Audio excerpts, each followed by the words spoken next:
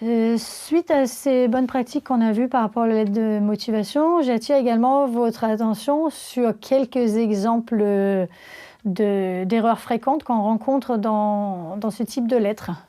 Premièrement, le fait de focaliser sur ses propres besoins au lieu de focaliser sur les besoins des entreprises.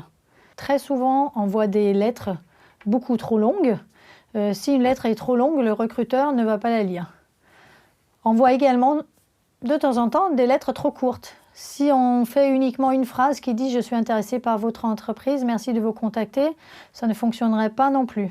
Donc faites attention à la longueur. En tant que candidat, on a souvent tendance à se dire « Plus j'envoie de candidatures, mieux ça serait pour moi, plus j'aurai de retours ». Donc, si je prends la même lettre 5 fois et que je change juste le nom de l'entreprise, ça va aller vite pour moi et je vais vite avoir une réponse positive. Ce n'est pas le cas. Il faut vraiment prendre le temps nécessaire pour personnaliser chaque lettre à envoyer pour que chaque entreprise ait l'impression que la lettre focalise vraiment sur ce besoin, sur son activité, sur ses problématiques. Ensuite, il y a des erreurs bêtes du type j'oublie de changer le nom de l'entreprise, je fais des petites fautes d'orthographe. Tout ça ne pardonne absolument pas dans une lettre de motivation. Ensuite, il faut également garder en tête aussi que la lettre de motivation n'est pas un deuxième CV. L'objectif n'est pas de faire des bullet points où on dit la même chose que ce qu'on a mis dans le CV.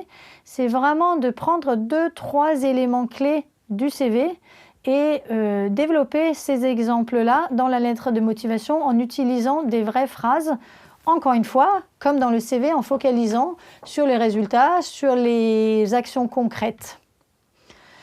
Et ensuite, je dirais, dernière chose très importante d'une lettre de motivation, d'une candidature en général d'ailleurs, c'est de négliger le suivi. Actuellement, les recruteurs reçoivent un certain nombre de candidatures par jour.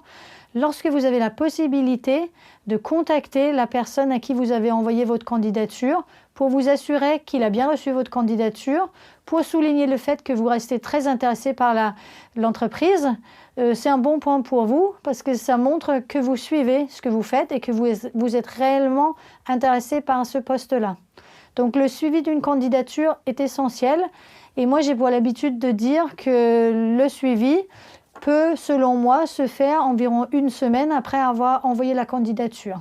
Encore une fois, ceci est uniquement applicable lorsque vous avez possibilité de contacter la personne. Si c'est une candidature en ligne et qu'on vous explique que si vous n'avez pas de réponse, ça veut dire réponse négative, vous êtes obligé de respecter ceci.